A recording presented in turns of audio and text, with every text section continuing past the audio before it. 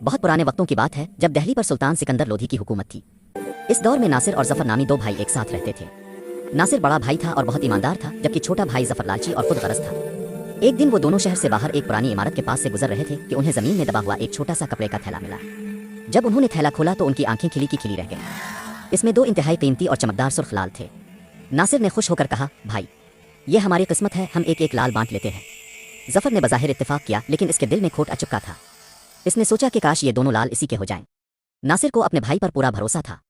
घर वापसी पर नासिर ने अपने हिस्से का लाल भी जफर को दे दिया ताकि वो इसे संभाल कर रखे। मगर चंद दिन बाद जब नासिर ने अपना लाल मांगा तो जफर साफ मकर गया। जफर ने गुस्से से कहा, कौन सा लाल? मुझे तो कोई लाल मिला ही नहीं, तुम झूठ बोल रहे हो। नासिर अपने भाई की बेईमानी देखकर हक्का बका रह गया। नासिर इंसाफ के लिए सुल्तान सिकंदर लोधी के दरबार में पहुंचा। सुल्तान अपनी जहानत और इंसाफ पसंदी के लिए मशहूर थे। नासिर ने रोते हुए सारा किस्सा सुनाया। सुल्तान ने तहम्मुल से बात सुनी और अगले दिन जफर को भी दरबार में तलब कर लिया। नासिर को उम्मीद थी कि सुल्तान जरूर उसकी मदद करेंगे। अगले दिन जफर दरबार में हाजिर हुआ।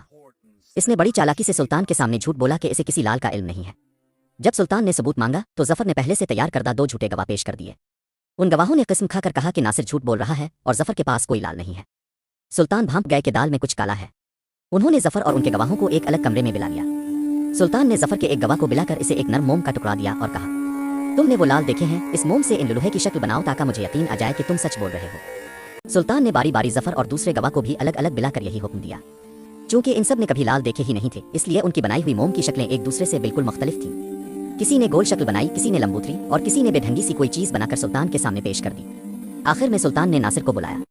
नासिर ने जैसे ही मोम का टुकड़ा हाथ में लिया, इसने बड़ी महारत से इन लोहे की असल शक्ल बना दी जो इसे मिले थे। नासिर की बनाई हुई शक्ल बिल्कुल वैसी ही थी जैसे वो लाल हकीकत में थे। नासिर का चेहरा सच्चाई की वजह से पुरसुकून था। सुल्तान ने तमाम मोम की शक्लें अपने सामने रख लें और जफर को दोबारा बुलाया। सुल्तान ने गरजदार आवाज में कहा, अगर तुम सब ने लाल देखे थे तो तुम सब की बनाई हुई शक्लें अलग क्यों हैं? सिर्फ नासिर की बनाई हुई शक्ल दुरुस्त है क्योंकि इसने असल लाल देखे थे। जफर ये सुनकर खौफ से कांपने लगा।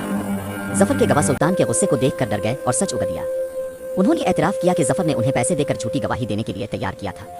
नासिर ये सब सुनकर हैरान था कि इसका अपना भाई इसके साथ इतना बड़ा धोखा कर सकता है। सुल्तान ने नासिर को इंसाफ का यकीन दिलाया।